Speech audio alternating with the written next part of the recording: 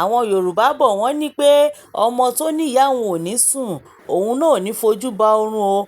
Òun lọ̀rọ̀ tó ń ṣẹlẹ̀ láàrin Àrẹ̀jàn onítìátà àti Lizzy Anjorin o. Zimama gan pàápàá ti gbẹ́nu sí máìkì lórí ọ̀rọ̀ yìí kan náà ni. Mo fẹ́ kẹ́ wo fídíò yìí, kẹ́ máa bá mi share, kẹ́ máa bá mi like, kẹ́ wá jẹ́ ká pàdé ní comment section kó ní kálukú sọ opinion ẹ̀ níbẹ̀. Ẹ̀yin tí ẹ ti subscribe ẹ jọ̀ọ́ ẹ bá mi subscribe. Ọwọ́ tẹ fi ń like, tẹ fi ń share, tẹ fi ń comment, tẹ fi ń subscribe ẹ ní fi gbọ́mọ sí o. Ẹ ṣé púpọ̀. From fire pan to fire. Bọ́kọ ṣe ń rojọ́ níyàwó náà ṣe ń rojọ́. Àwọn asọ̀rọ̀ sọ bó tó family. Ọkọ ajẹ́ parrot, ìyá jẹ́ àwòkó.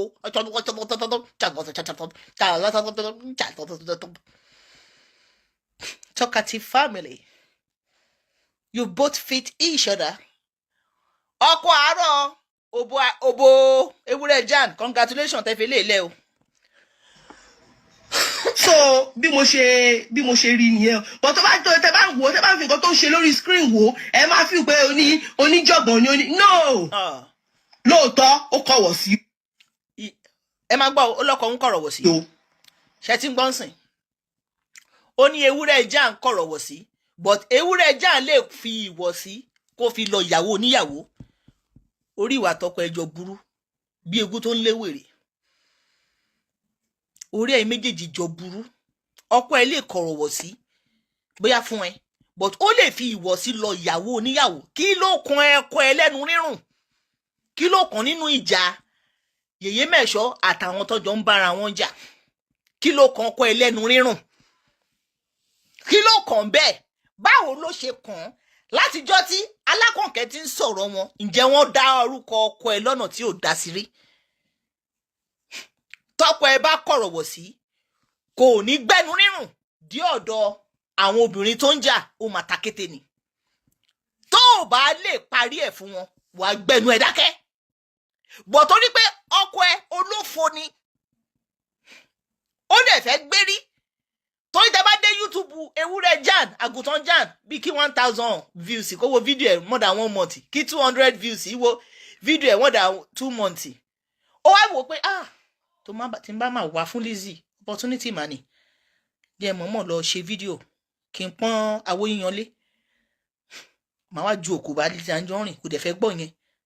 Láti ibẹ̀ ó máa wá fún mi. Tó bá ti wá fún mi, màá kàn wọ studio tì ní. Màá fi studio pa, àwọn èèyàn máa follow mi, màá trend, iṣẹ́ tó ti yà sílẹ̀ ni. Iṣẹ́ tí ewúrẹ́ Jan, àgùntàn Jan tó pèrè ní olówó ògẹ̀mọ́ níbo? Ó tó ṣígẹ́mọ́. Ó tó ṣígẹ́mọ́. Olówó òṣìwò ló ń gẹmọ́. Tàbá rí olówó tó ń gẹmọ́ nílé yín, ìyá ẹ̀ ò ní tata. Débi pé wàá máa fàpẹ̀rẹ̀ ata máa wẹ̀ kọ́bẹ̀ gbogbo Ọdúnládé, ògo ìràwàsà, ògo òṣùpá, ògo ìràwọ̀, ògo àlùbọ́sà. Mo dẹ̀ jẹ́rìí àwọn yẹn. Wọ́n yà di ògo wọn mú ṣinṣin pé ta ló máa ń pín fún ọmọ ìyá aláta. Ìyá aláta tún ṣe bẹ́ẹ̀dẹ̀. Ìyá aláta ò tí ì kú. Aṣọ 6000 lẹ fi ṣe pátì ìyá aláta. Odindi public figure, ikú ló máa pa yín. Aṣọ 6000 naira. Èmi tí mi public figure gan. 5 years ago tí mo ṣe remembrance, 33 years remembrance of my ìyá bàbá mi. Èló la tàǹkárá? Tàǹkárá ẹ̀ ní 9k kọ́ ni. Ní 5 years ago ni o. Ọkọ tiẹ̀ ní 2025. 25 àbí 26. Ó ní public figure. Nuisance figure. Àǹkárá 6000. Ọ̀pá mẹ́rin. Kákùlù fẹ́yìn méjèèjì. No wonder táwọn ọlọ́kadà àtàwọn onímárúwá àti gbogbo wọn tó ń kọjá lára wa àtọkọ ìgbà tẹ́ ń fẹsẹ̀ rìn ládùúgbò yín. Bàtí mo tẹ̀sí ládùúgbò tẹ́jọ́ ń gbé tí wọ́n ti dọ̀dà sí yẹn, mo ti mọ̀ pé olófò ni yín. Ìgbẹ́nu yín rírùn. Ìta sí Lizzy Anjorin tó ń gbénú estate. Estate tí Lizzy Anjorin gbé, ọkọ ẹ tó máa fi kú kò lè ní view ibẹ̀. Tó bá yẹ pé location lọ fẹ́ mọ́ ọkọ ẹ lọ́sìn pé bóyá ó máa débẹ̀ through location, ọkọ ẹ ò kì í ṣe irú fíìmù tó standard bẹ́yẹn. Bí kọ́kọ́ ẹ ṣọlọ́dẹ, kó ṣe akólẹ̀, kó ṣe aṣígéètì, kọ́kọ́ ẹ kó gbẹ́, kò ṣe kí wọ́n lò torí wọ́n mọ̀ pé olófo lọ́kọ ẹ lọ ṣe kí n lò sí fíìmù olówó bíi fíìmù àwọn olòṣì bíi kéèyàn máa rìn gbèrègbèrè nílé ẹlẹ́mu kéèyàn máa rìn gbèrègbèrè kó lọ máa ṣòfófó lọ́dọ̀ àáfàá kan lọ́dọ̀ kíní kan nínú fíìmù náà ẹ ti mọ kádàrá ọkọ ẹ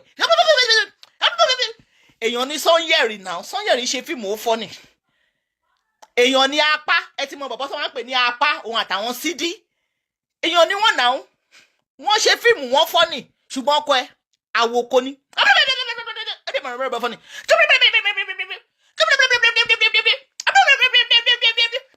gbogbo ètò yẹ kó fi ní okó ó ti fi rojọ́ dànù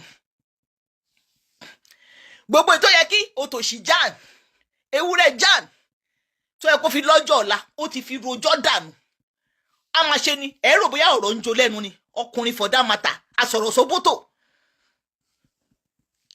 tó yẹ kí ìyá aláta kó mú tó wẹ́ẹ̀lì kó fi ju ẹnu ẹ̀ ata ló fi ju ẹnu ẹ̀ nígbà tó wà kékeré òun lẹ́nu ṣe máa ń ta nídìí gateman a sì tún máa sọ pé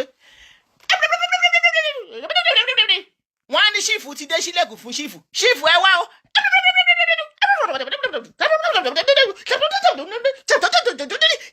wọ́n máa padà ń ṣọ̀nù ẹ̀ ni wọ́n máa padà ń ṣọ̀nù ewúrẹ́ jà pé ṣàtọ́pù láti kọ́kọ́rọ́ géètì fún mi wọ́n á tún ju kọ́kọ́rọ́ sí láyà ní years tọ́kọ ẹ ti ń ṣe fíìmù bọ̀ ológo gateman ó ń sọ̀rọ̀ sí the real CEO ikú ló máa pa ikú ló máa pọ̀kọ̀ ẹ̀ mi ìfífọ́ tó ọkọ ẹ yẹn tó bá rí Lizzy Anjorin tí ò bá dọ̀bálẹ̀ kí wọ́n pè mí lọ́ọ́ máa lè ẹni bá fojú àná wò kú Lizzy Anjorin ẹ bọ́ra ṣetán láti bọ́ ìyá ìláṣọ kọ́pa ìdílé àti ìdílé ọkọ ẹ pọ̀ gbogbo yín pátá ẹ tó pair of shoe alákànkẹ́ ẹ ń ṣe eré ní seriously ọkọ ẹ believe pé òun kàn fẹ́ wá kó kàn bú Lizzy Anjorin kò dẹ̀ máa lọ bẹ́ẹ̀ yẹn ò fẹ́ trend and you gonna trend you gonna enjoy it why it last ẹ ò sanwó sukú ọmọ kò sẹ́ni tó bẹ́ẹ̀ sán bẹ́ẹ̀ bàbá ọmọ ẹ̀ ò bá ẹ̀ kí ló kàn wá pẹ̀lú yẹn ìwọ ló shoot láti fẹ́ olóṣì náà ìwọ ló kúrò lé ọkọ àárọ̀ ẹ tó sọ pé o fẹ́ settle for less fún olóṣì o tún máa fọ́ ọkọ gan o lọ fọkùnrin gidi tó máa ràn ẹ́ lọ́wọ́ lórí àwọn ọkọ ẹ̀ lórí àwọn ọmọ ẹ̀ o lọ fẹ́ bùkátà èmi bá ń gbé bùkátà wá ọ̀la bá ń gbé bùkátà wá bùkátà wá.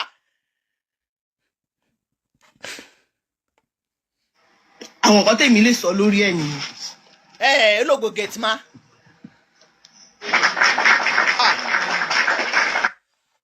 òsì ẹ tún pàtẹ́wọ́ fún òṣì lẹ́pàtẹ́ ìkẹ́ ẹ̀.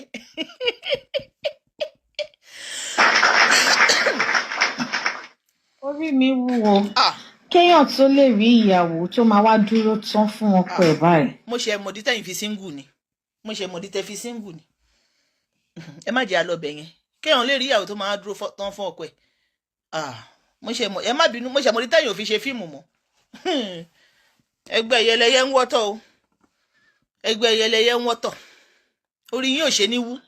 awakọ̀ tiẹ̀ mọ ìdígi tí Àríjàn ní ìgbà tọ́rọ̀ ìṣẹ̀lẹ̀ yìí náà ìgbà tí ìyá Màbúbù dé ìyẹn Fátímọ̀ ló jẹ́ àmọ̀ pé Àríjàn ti bímọ 5 tẹ́lẹ̀ o obìnrin 2 ti kọ́kọ́ bí fún wọn o kó tó kan òun o but now ìyàwó Àríjàn ìyàwó tí wọ́n fẹ́ ní Ṣùlọ́kà nù 20 roses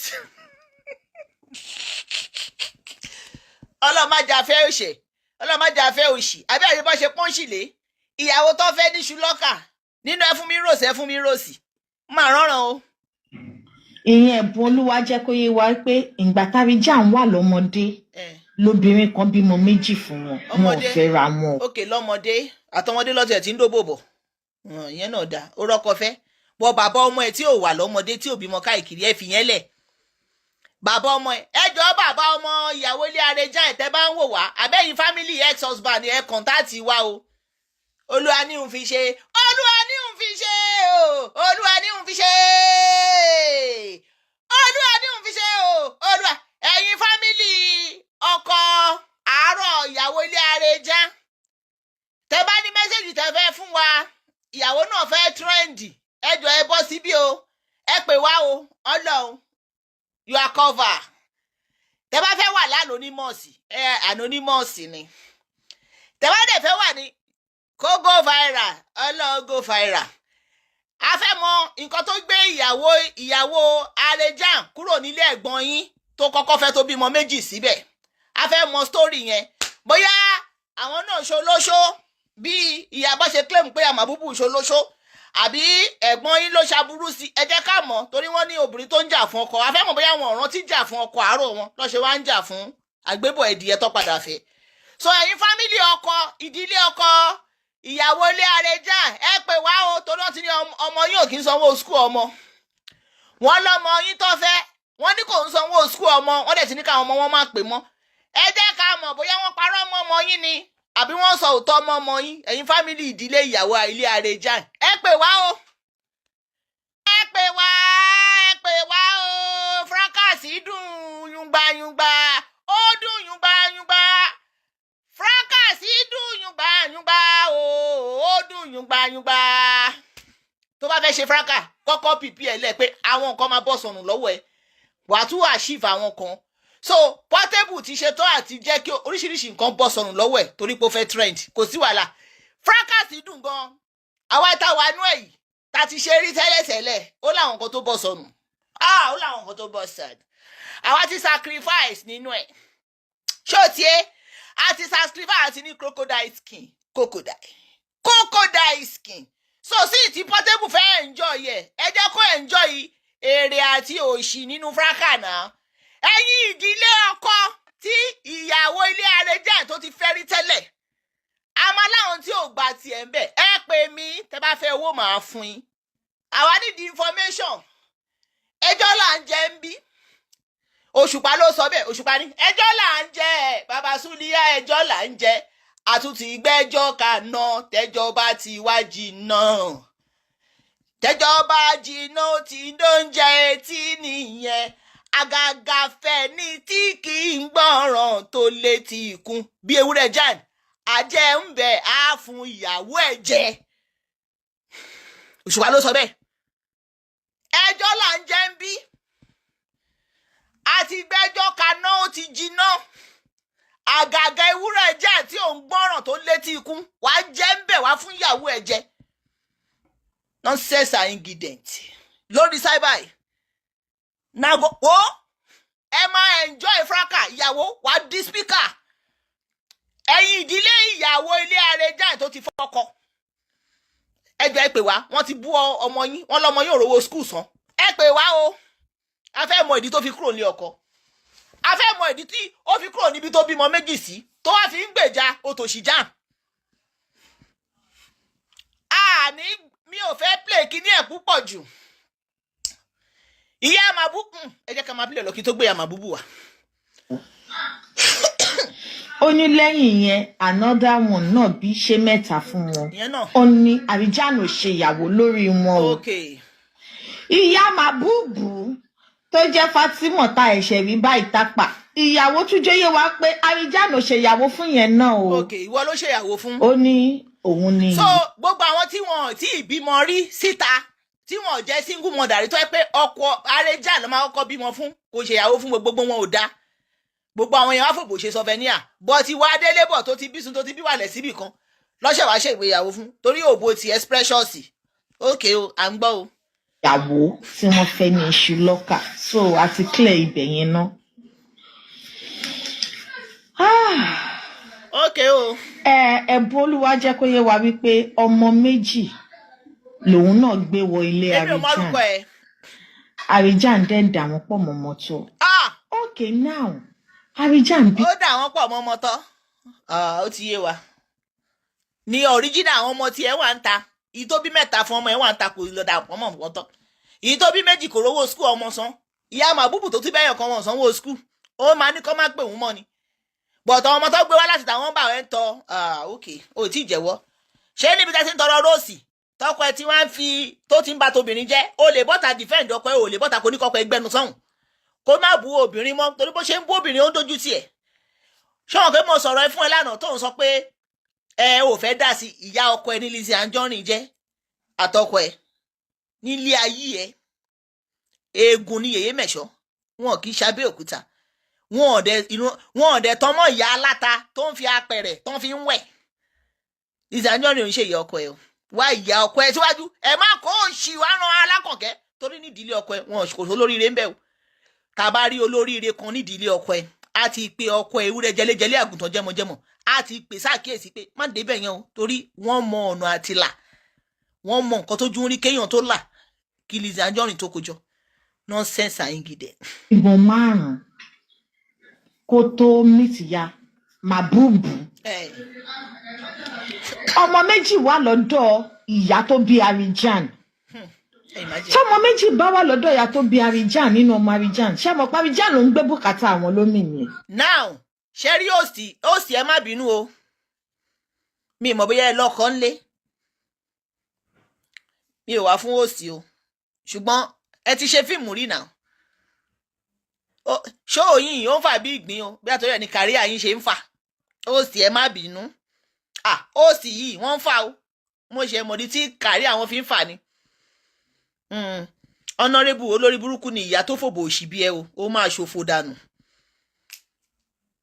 ṣó ti yé now nígbà tó sọ pé ọkọ òun tó tán, ọkọ òun tó tán kí ló dé tọkọ ẹ lọ hangi ọmọ sọ́dọ̀ ìyá ẹ.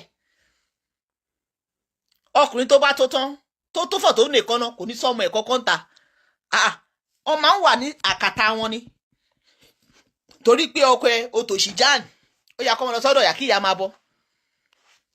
ọ̀rọ̀ tó sọ yìí sìn òun ló jẹ́ ká bìlífù ìyá Màbúbù tó sọ pé ìyá ọkọ gan ló ra ẹrù ọmọ fóun, ìyá ọkọ ló máa ń mówó oúnjẹ ọmọ wá fóun.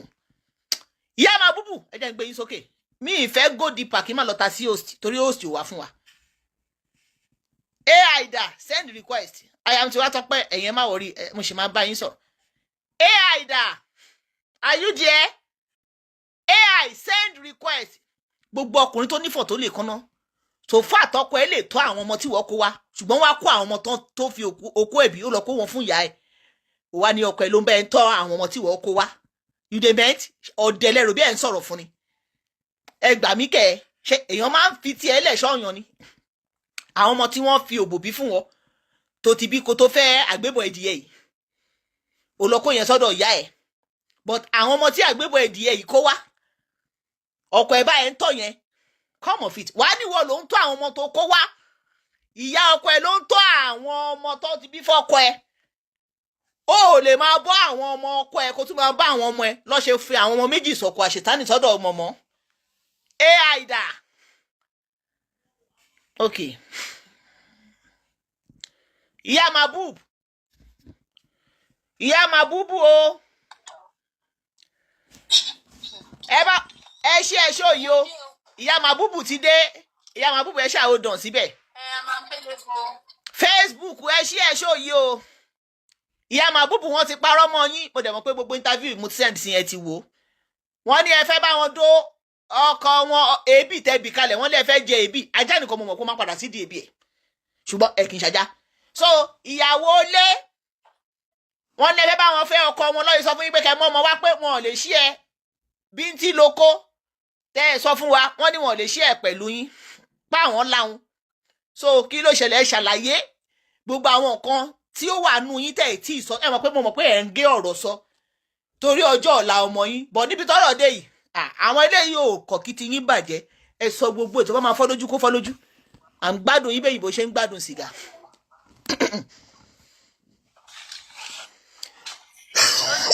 ẹ ṣé mo dúpẹ́ máa o. mo kọ́kọ́ kí Ọlọ́run ọba, mo dẹ̀ kí ànábì wa Muhammad sallallahu alaihi wasallam, mo tún kí àwọn aláàánú mi lórí àwọn ọ̀rọ̀ yìí. mo kí àwọn abiyamọ òtítọ́ tọ́nà tí ọjọ́ kan fẹ́ pé àwọn ò ní sí mọ́, fẹ́ pé Ọlọ́run ọba nìkan pẹ̀lú ìwà wọn ló máa kù wọ́n kùnú sáré. mo dẹ̀ tún kí àwọn alábòsí mi o, àwọn onílara, àwọn tó ń bínú orí tí wọ́n ti gbàgbé pé wọ́n kò lè dẹ ẹ̀dá láàmú, wọn ò lè àyàn mọ́ èèyàn kò ní tà sí èèyàn o. bó pẹ́ títí tọ́lọ́run ọba ló máa ṣe. èmi náà ti mọ̀ síwájú, wọ́n sọ pé mi ń ṣe ẹni tó yẹ kí n ṣe wàhálà kí n jìyà kí n tó jẹun, ṣùgbọ́n ògbóyin wọn bò ó mọ́lẹ̀, wọn ò fẹ́ kó tàn. ṣùgbọ́n Ọlọ́run ní àsìkò tó tí ògbóyin máa fara wọn tó máa dìde. Ọlọ́run ọba òun ló gbá Lukman jà o, kì í ṣe èmi Fatima mọ́mọ́ ọmọ rékìá o, kì í ṣe èmi. Ọlọ́run ló gbé mi dìde. Ọlọ́run sá pé àsìkò tó tí ilẹ̀ máa gbọ́ fún olóògẹ́ ọmọ William Otu.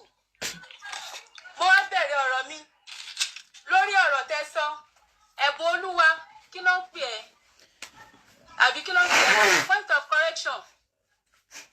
You said that call your husband. I want to marry him back. It's not like that, oh, which you know. I always call your husband because Mabubu wants to hear his voice. Mabubu fẹ́ gbọ́ ohùn ẹ̀ ní o, kò ń ṣe pé torí pé kó ba lè send owó pàápàá. Ọmọ yẹn bá ti dé láti school, ọmọ yẹn máa ń sọ fún mi pé mọ́mì àwọn tó kù àwọn schoolmate òun ìyẹn àwọn ọmọ kíláàsì òun wọ́n máa ń pe òun wípé ṣé ò ní bàbá ni torí bàbá àwọn ọmọ kíláàsì wọ́n máa ń wọ àwọn ní kíláàsì. Màá pẹ̀sì ọmọ yẹn máa bá sọ̀rọ̀ mo ní ṣé torí pé ògbóhùn dádì ẹ̀ báyìí òun ló ń dùn ẹ̀ máa mú ọmọ yẹn máa mú mọ́ra máa ní Màbúbù má bọkàn jẹ́ bó pẹ́ bóyá o máa rí bàbá ẹ̀ o dẹ̀ máa bá bàbá ẹ̀ sọ̀rọ̀. Ọmọ yẹn wá láti máa sọ fún mi wípé mọ́mì nǹkan tó ń dùn òun jù ni wípé tá a bá ti pe dádì ṣèbí kún ṣe pé kí dádì sẹ́ndì owó wípé tóun bá ti gbọ́ voice dádì òun ti yó. So pẹ̀lú emotion omi máa ń lé sí mi lójú tó bá ń pẹ́ ti kí ẹ̀rìn ni mo ń tẹ́kì ọmọ yẹn mo ń tẹ́kì ẹ̀ Màbúbù dáadáa mo ń tẹ́kì ẹ̀ torí pé kí ni mo wọ́n pé tí mi ì bá lọ́kọ tí tọ́gbọ́n mi làwọn tí ọkọ wọn ti kú wọ́n ṣàn tẹ́kì ọmọ wọn. Ṣùgbọ́n statement pé ọmọ yẹn sọ pé àìgbóhùn bàbá òun bó ṣe ń kọ́ sí kọ́ ìyẹn ó ń dùn òun àtìgbà tó dẹ̀ ti fẹ́ ẹ̀bùn olúwa lẹ́bùn ò jẹ́ kó gbóhùn Màbúbù mọ́ o ẹ̀bùn ó ti gbàgbé ọjọ́ kan tó máa kú ìwọ nìkan pẹ̀lú ìwẹ́nu sàárè ọjọ́ tí yẹn kankan ò ní bẹ́ẹ̀ sí ń bẹ̀. Lukman gbóhùn Màbúbù tẹ́lẹ̀ ṣùgbọ́n kò ṣẹ̀tọ́ o mo faramọ́ ṣùgbọ́n ohun tó mú mi jáde lórí ọ̀rọ̀ yìí torí wọ́n sọ wípé Yèyé Mẹ́ṣọ̀ ló mú èmi Fátímọ̀ mọ́mọ́ ọmọ jáde kì í ṣe Yèyé Mẹ́ṣọ̀ o statement tí Màbúbù sọ yẹn ó ti ń dùn mí tipẹ́tipẹ́ mo wá wò pé ó dà pé àsìkò tó tí màá fọhùn torí àwọn olórí burúkú kan wọ́n sọ ní comment section tó sọ pé láti jọjọ́ yèmí ò jáde àsìkò ló tó àsìkò tó tó òun ló gbé mi dìde àsìkò tó tó ló gbé mi dìde o mi ò dìde gan pé kọ́ba lè donate owó fún mi o mi ò dẹ̀ dìde láti wí pé mo fẹ́ trend o ṣùgbọ́n mo dìde lórí mo fẹ́ kí Màbúbù láyọ̀ ọkàn torí kò gbóhùn bàbá ẹ̀ mọ́ nǹkan tí mo dìde fún nìyẹn torí mo kókò ṣe tó lè donate fún mi owó máa tán èèyàn ló máa. a dẹ̀ lè kó owó tá à ń sọ yìí náà a lè kó lọ sọ́run o torí àwọn kan sọ nínú comment section wípé ṣé kò lè ṣiṣẹ́ ni gbogbo àwọn tó ń sọ bẹ́ẹ̀ olórí burúkú ni wọn kì í ṣe abiyamọ gidi èmi ò dìde torí pé kí ni ọmọ mi ti pé 10 years ọmọ mi ti pé 10 years ẹ wá wò ó pé látìgbà tí mo ti ń gbé ọmọ yẹn bọ̀ torí 7 months láti kúrò nílé Lukman olóògẹ́ ọmọ William Otu láti 7 months ẹ wá wò ó ọ̀gá nìyá múdà pẹ̀lú àwọn olórí burúkú tó ń sọ wípé ṣé kò lè ṣiṣẹ́ ni iṣẹ́ tèmi ti wá ṣe fún 10 years ńkọ́ ṣùgbọ́n tó mú mi jáde ni wípé Màbúbù kò láyọ̀ ọkàn kò ní father love táwọn tó pẹ́ bá sọ kíláàsì pé bàbá àwọn máa ń mú àwọn lọ sí school bàbá àwọn máa ń bá wọn sọ̀rọ̀ kò sí bàbá tí Màbúbù ń bá sọ̀rọ̀ n tó gbé mi dìde ní pé torí ó ń dùn mí ó ń dùn ẹlẹ́dàá mi wípé ohun tọ́mọ yẹn ń gbọ́ ọmọ yẹn ò tún rí gbọ́ mọ́ kò dẹ̀ sọ́kùnrin tí mo fẹ́ pàdé tí mo fẹ́ kí Màbúbù bá sọ̀rọ̀ tó lè dàbí bàbá ẹ̀ nǹkan ọ̀rọ̀ Màbúbù ni mo dìde fún mo dẹ̀ ti fẹ́ dìde tipẹ́ ṣùgbọ́n Ọlọ́run ní àsìkò ò tí tó gbogbo ìgbà tí wọ́n ti gbìyànjú láti dìde torí àwọn kan sọ pé ṣé ó ṣe wá jẹ́ pé àsìkò tóun àti Yèyé Mẹ́ṣọ̀ ń jà ìyẹn àti Lizzy àsìkò tó wá ń jà lèmi wá dìde pé mi fẹ́ trendy àsìkò ló tó torí mo ti gbìyànjú ìgbà tí Màbúbù pọ́dún kan rẹ̀ kí n ti dìde gan Màbúbù tún pọ́dún méjì mo lọ sí Abẹ́òkúta mo sọ fún màmá mo ní ọmọ yín Lukman ò gbé kọ́ọ̀lù mọ́ ó ní ipe bóyá àwọn fẹ́ parí ìjà yẹn ni ṣùgbọ́n ojú tì í láti wá sọ́dọ̀ àwọn fámìlì mi torí ó bá neighbor mi sùn ìtìjú pé ó bá neighbor mi sùn mo ká wọn mọ́ òun àti neighbor wá dá bò mí wọ́n wá bẹ̀ sí lù mí wọ́n lù mí lùkulù kò sí abiyamọ sínú ẹ̀ máa dùn wípé introduction la dẹ̀ ti ṣe kò ìsàn kan orí mi introduction la sì ṣe ó dẹ̀ dàbí ọgbọ́n ni ó dàbí ọgbọ́n ni tí mo fi ní oyún nǹkan tó sọ ní pé kémi lóyún náà torí pé tí mi ò bá lóyún táwọn fámìlì mi tí wọn nígbà kí n fẹ́ òun ó ti mọ̀ pé ìkà tóun máa ṣe inú òun ló ń wà èmi náà táìmù yẹn torí ẹnu Lukman ọdún o ẹnu dúdú ló fi ń fẹ́ obìnrin o ó ní láti máa sọ fún mi pé owó kan náà fi ń fẹ́ yàwó ṣe é pé ọkùnrin tó bá useless ló máa ń sọ statement yẹn owó kan náà fi ń fẹ́ yàwó mo gbà á béèrè ìfẹ́ wa lọ ó ní kí n ní oyún mo ní oyún fún àṣé wípé ó ti mọ̀ pé oyún tí mo ní fi òun yẹn òun ló fẹ́ fi wín ní àtì mi ó sì mọ̀ pé oyún kò ní ṣe é ṣẹ́ mọ́ mo tẹ́lẹ̀ àwọn pẹ́rẹ́ǹtì mi torí pé oyún ti wọ̀ ọ́ tó bá ń pé oyún ò wọ̀ ni wọ̀ láìtọ́láì bàbá tó bí mi lọ́mọ gbajúmọ̀ ni bàbá tèmi náà tẹ́ bá ti dé pleasure ẹ san pé Alhaji Tapa bàbá mi náà lórúkọ mi ń ṣe ọmọ ìyá ọmọ onílé ọlọ́nà ni mí ẹgbẹ́ rìsáàṣì dáadáa tẹ́ bá san pé Alhaji Tapa ní pleasure tẹ́ bá délé wa ẹ mọ̀ pé ọmọ onílé ọlọ́nà ni èmi náà ṣùgbọ́n mo sọ́ra mi nù sísọra tí mo sọ́ra mi nù òun nìyà yìí ṣe jẹ mí gbé ẹ rí wípé lórí ọ̀rọ̀ yìí àwọn fámìlì mi gò dá sí èmi nìkan ló kù pẹ̀lú Ọlọ́run ṣùgbọ́n mo mọ̀ pé tó ní èèyàn ó lọ́lọ́run Ọlọ́run dẹ̀ ju gbogbo ẹ̀dá lọ kò sí ẹni tí Lukman lè gbé jáde kò sí sọ̀rọ̀sọ̀rọ̀ tó lè mú jáde Ọlọ́run ju gbogbo wa lọ Ọlọ́run náà ló dẹ̀ máa kù wá kú lọ́jọ́ àgbéǹde àwọn fámìlì mi tó ń dùn wọn ní wípé ṣe báwọn sáré pé kí n má fẹ́ Lukman torí lórí ọ̀rọ̀ yìí gan fámìlì ti dàrú wọ́n ti kẹ̀yìn sí mi ṣùgbọ́n mi ò mind o àwọn ọmọ ìyá mi nìkan ló wá kù mí kún àwọn ọmọ bàbá mi sá sẹ́yìn wọ́n nítorí pé kí ni wọ́n ti sọ fún mi tẹ́lẹ̀ pé kí n má fẹ́ eléré èmi sá pé ẹnu àwọn dùn ẹnu tàwọn rùn wọ́n wá sá pé ọmọ tó bá sọ lẹ́nu àpòyà ló sọkọ́ òun ni ìyà tó ń jẹ mí lọ́wọ́ báyìí ṣùgbọ́n mo mọ̀ wípé lágbára Ọlọ́run gbogbo àwọn fámìlì mi tán kẹ̀yìn sí mi lórí ọ̀rọ̀ yìí ṣùgbọ́n mo mọ̀ pé Ọlọ́run ó padà bá mi fi ọwọ́ tọ́ ọkàn wọn tán máa yọ́nú sí mi torí pé mo ṣàìgbọràn wọ́n ní kí n má fẹ́ eléré kó sí mi nínú mo lóyún mo foyún ṣe introduction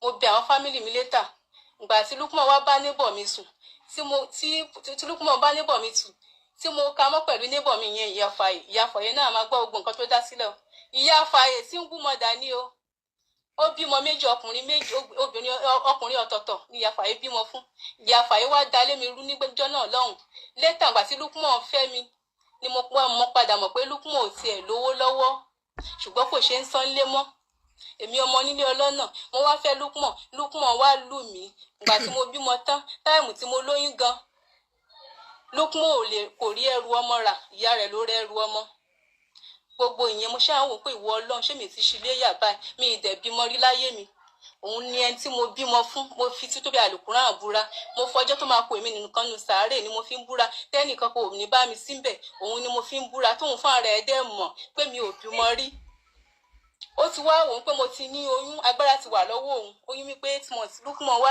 ló ṣèwá jẹ́ kí n mọ gbogbo ìwọ òun Ọlọ́run á dá o lórí ọ̀rọ̀ yìí Lukman ò ní rọrùn bọ̀ kò ní rí ọ̀run wọ̀ Ọlọ́run ó tilẹ̀kùn àlejò náà mọ́ lórí ọ̀rọ̀ yìí torí ó fojú mi ráre ó dà mí láàmú ó jẹ́ kí n mọ ìyà mi ìmọ̀ ìyà láyé mi ó jẹ́ kí n mọ ìyà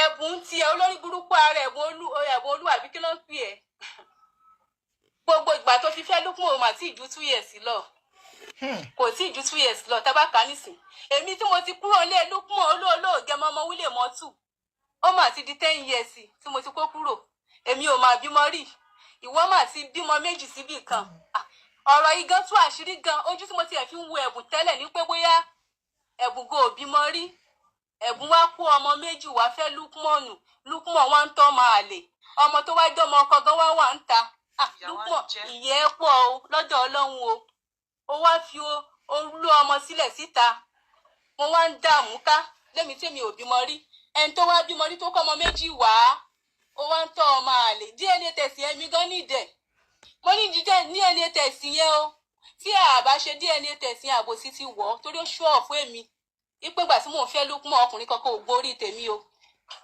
Màbúbù jọ títí dé tí Màbúbù tó bá bọ́ bàtà sílẹ̀ ẹsẹ̀ Màbúbù tí má ti ń wo ẹsẹ̀ Màbúbù ìka ẹsẹ̀ Màbúbù mo máa ń rántí Lukman torí ìka ẹsẹ̀ Màbúbù gan bí ìka ẹsẹ̀ rẹ̀ ni tí Màbúbù bá bọ́ ẹ̀wù sílẹ̀ tí Lukman tó bá sára Lukman tá bá ń ṣe eré awádà ń pé mo ń wo Lukman lára Màbúbù níbi tí Màbúbù jọ dé níbi ìmúmu nínú gbogbo ọmọ tó bí Màbúbù ló jọ jù ṣùgbọ́n lásìkò torí ìyá Màbúbù ti gbẹ ó ti rù Màbúbù ti kú skẹ́lẹ́ǹtì Màbúbù ti kú skeleton, Màbúbù jọ Lukman títí táwọn fámìlì mi bá ń wo Màbúbù wọ́n ní ọmọ ìṣèjọba bẹ́ẹ̀ báyìí, ọmọ ìgò òjò ẹ, ọmọ ìtújọ ìyá bàbá rẹ̀, Màbúbù tún wáá jọ ìyá bàbá rẹ̀ débi pé màmá gan láìkì Màbúbù.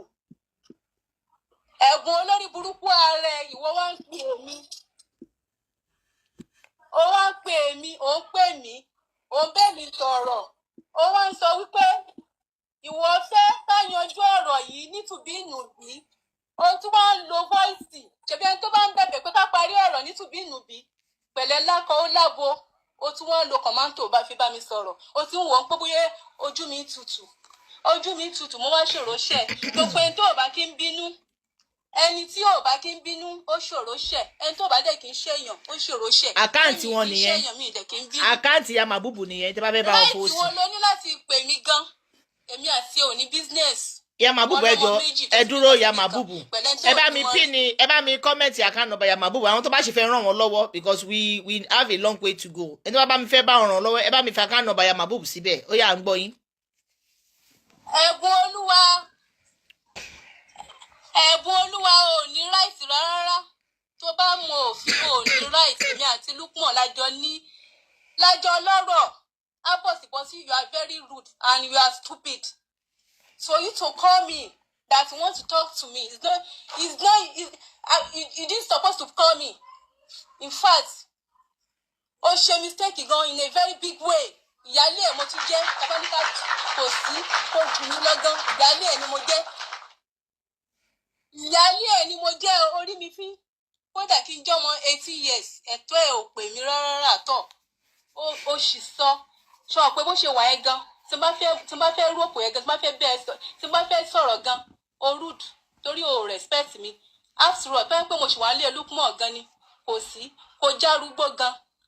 Kí n jẹ́ ọmọ 18 years, as ìyálé, ẹ̀tọ́ ẹ̀ ò bá mi sọ̀rọ̀ bó ṣe bá mi sọ̀rọ̀ yẹn. O tún wọ́n ń bá mi sọ̀rọ̀, ó wá ń lo kọ̀mántò ní pé tèmi ò bá dẹ̀ fẹ́ kí ọ̀rọ̀ yẹn níyanjú nítùbí ìnùbí. Nǹkan tójú tèmi bá rí kémi fara mọ́. Ó ti gbàgbé pé tápà ni mí, a kò gbọdọ̀ lérí ògùn ni. Ìwọ ti gbàgbé ni ipe ká dàálẹ̀ ká tuṣà, ẹnìkan lómi lẹ́sẹ̀ jura ọ̀la àbíbọ̀ lẹ́yìn Yorùbá ṣe ń pòwe yìí. Ìwọ wá ní gods. Kódà mo kàn sọ ni o, tá bá ní ká tún ṣe ní ti tápà, ẹ̀yin gan mọ̀, ẹ̀yin gan Yorùbá torí àjẹ́ tí wọ́n ń fò lọ́sàn-án, ó ń fò láàárọ̀, ó ń fò lálẹ́ ni.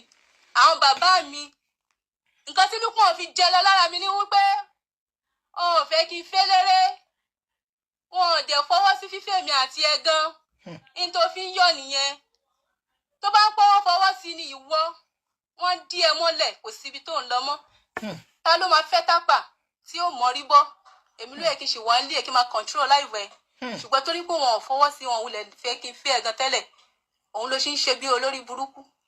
Tó bá fẹ́ sọ ẹ́ dìgbẹ̀wò dání fẹ́ pé jókòó síbẹ̀ ẹ má bá ń tẹ́wédú. Àṣẹ yẹn Ọlọ́run bá fi fún àwa tápà.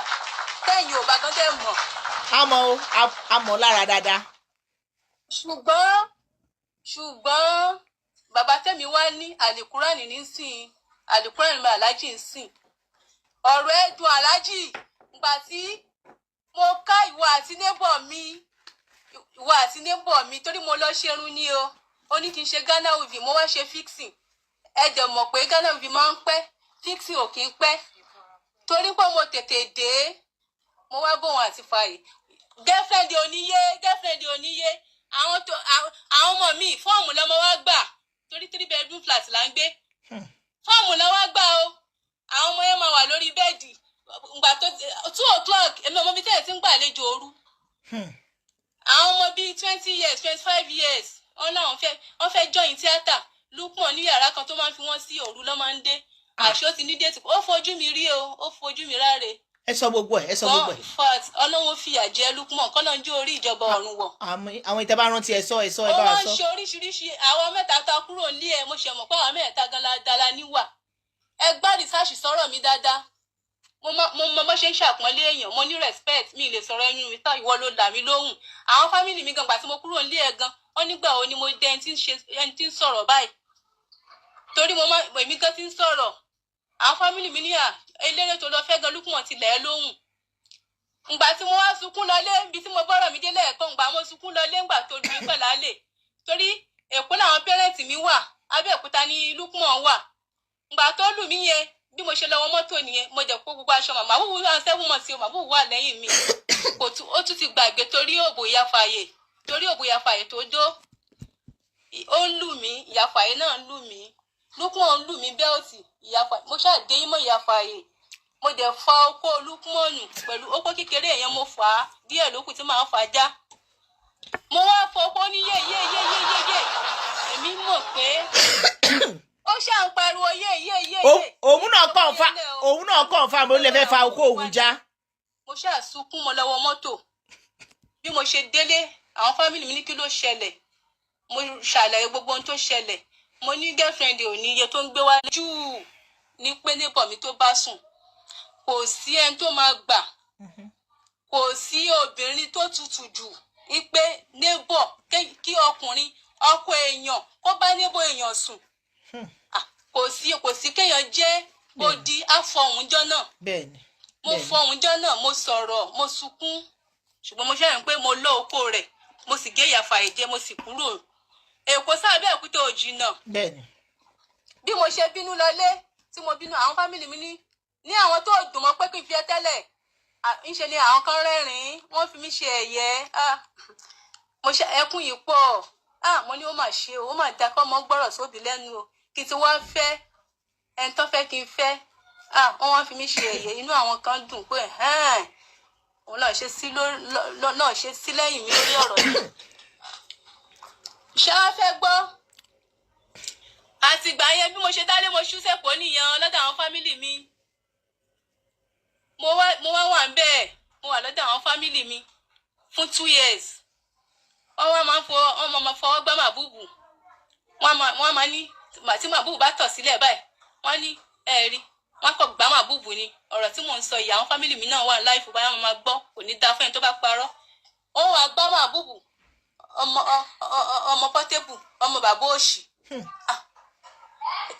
eléyà tún gba màbúbù oníṣẹ́ ọkọ o bí ìgbà tó ń yí ọmọ ilé kan náà ó wà á máa sunkún máa ní kí ló ṣẹlẹ̀ kí ló dé kí lọmọ ìtúnṣe fún yín wọ́n fìyà jẹ màbúbù mo wá jókòó mo wá ronú wọ́n dẹ̀ ti wáṣẹ́ fún mi gbà yẹn lẹ́kọ̀ọ́ mo ń ṣiṣẹ́ ṣùgbọ́n bọ́n ṣe ń ṣe fún màbúbù inú mi ò dùn ṣùgbọ́n wọ́n tẹ́kì ẹ̀ màbúbù o ṣùgbọ́n tó máa ń rántí ìwà tí bàbá rẹ̀ wù tí mo rò nílé wọ́n máa ń ṣe ọmọ ẹbí mi ìṣe fẹ́ mo wá wò pé mi lè wà lọ́dọ̀ àwọn fámìlì mi ilé olórogún dẹ̀ ni mi lè rọ̀ lọ́dọ̀ àwọn fámìlì mi máa lọ wọ́n yóró bàbá ọmọ yìí lára ọmọ yìí ìrémọdé ti kàwé tán bí mo ṣe dàbí ọgbẹ́ni mo ṣàṣọ fún dájú wọn pé mo ti ríṣẹ́ o wípé kí n lè kúrò torí màbúbù mo ṣe kúrò bí mo ṣe di ará Òṣogbo nìyẹn mo dará Òṣogbo dájú wa náà àti àbúrò mi kan Ramat àwọn náà wọ́ọ̀kì iṣẹ́ fún mi lóṣogbo tẹ́ bá lọ bèrè ní slot lógo Olúwa easy buy lọ wá fún mi easy buy ẹ ṣe màwọn tó bá fẹ́ ra fóònù sell on credit tó máa sanwó díẹ̀ ibẹ̀ mo sì ń bá láìfù mi lọ mo lọ easy buy mo ṣe so bọ àwọn easy buy wọ́n lò mí lòkulò wọ́n láti máa san pé tí mi bá ta 100 phone ní èdè sálárì mi èlò ní 35,000 mo tún máa ń lé tìjẹ torí màbúbù wà lọ́wọ́ mi